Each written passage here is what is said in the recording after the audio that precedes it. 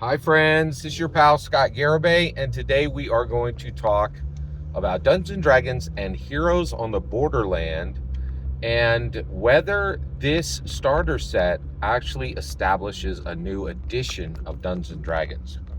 That's an interesting question. So let's talk about editions of Dungeons and Dragons, why they're announced, and what they mean. All right, so editions of Dungeons and Dragons are a really big deal.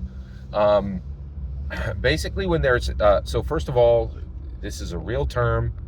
It's called the edition wars. We are out of the edition wars at this point. I don't believe, and I think the reason why we're out of the edition wars is literally the 2024 core rulebooks. The 2024 core rulebooks did something that no other tabletop role playing game has ever done, to my knowledge, and that was completely reprint all their core rules. And not iterate the edition number. And this was extremely hard for them to do, because for Hasbro to do. People said, is this 5.5? Is this 6.0? And they said, no, this is not. They said, this is a revision, right? There's going to be a few things, but it's completely backwards compatible, but it is not a new edition. And they said, well, what do we call it? And so they did answer that. They said, these books are the 2024 core rule books. Now, what was that title?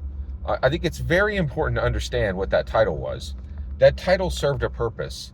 And the purpose of that title was literally to serve as a placeholder until people forgot that it was different than the 2014 core rulebooks.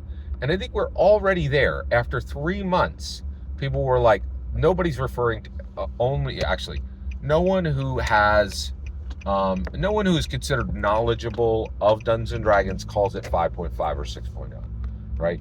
What they just say 5e.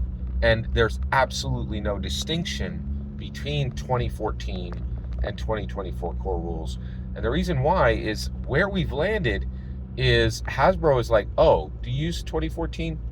Who cares about you or your game? You guys can stay at your table. You can keep playing. Nobody cares about it. Nobody wants to hear about it.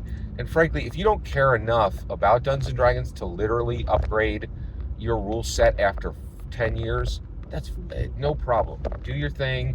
Stay over in that corner. Don't talk to anyone. Don't have a channel. No one who has a channel hasn't switched to 2024 core rulebooks. It's just, and so what they did was they successfully got to 5th edition without acknowledging that they had completely rewritten the core rules, right? Like, and in layout, art, and they had expanded it. It's a major change, but it is backwards compatible. And so one of the things that's really interesting is the discussion of the addition of editions and existing editions. I don't think you can really trust any company in the world on this subject. And the reason why is all discussion of edition from a company is like listening to a UFC fighter talk about retirement, right? Oh, I'm going to go into retirement. And you're like, oh, okay. Well, I really don't want to get a gift for the party. Why not? I'm retired. I've been doing it. I'm like, well, you're retiring, but if you need, $5 or $10 more million, and Dana White's going to pay you, you're going to come out of retirement. Also, when you say retirement, do you mean you're just not going to fight in the UFC anymore, and then you will go over and be in a boxing match, which has happened 10 times, right? Like, and so the discussion of additions, companies are massively incented to never acknowledge new additions, never, right?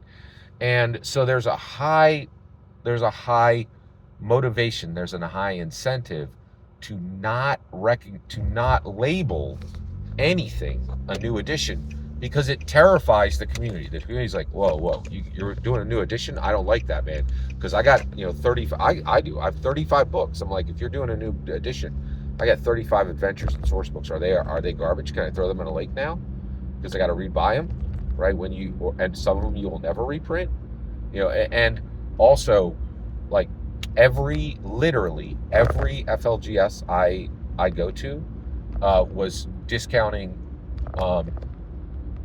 The 2014 rulebooks, 25 to 40%, and some of them they couldn't even sell.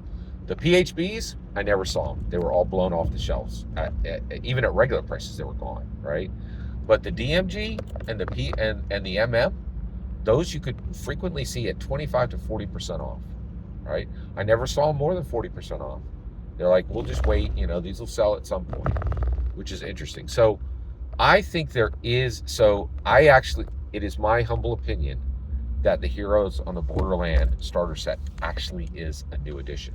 But I just wanted to say, the reason why I'm saying that, and you will not hear that from Hasbro, is they're highly incented to never say that, in my humble opinion. Every single word you just heard in this video is my humble opinion. The important part is when I get to hear your humble opinion. When you get in the comments and send your traffic. Please consider liking and subscribing, and have a fetch millennium.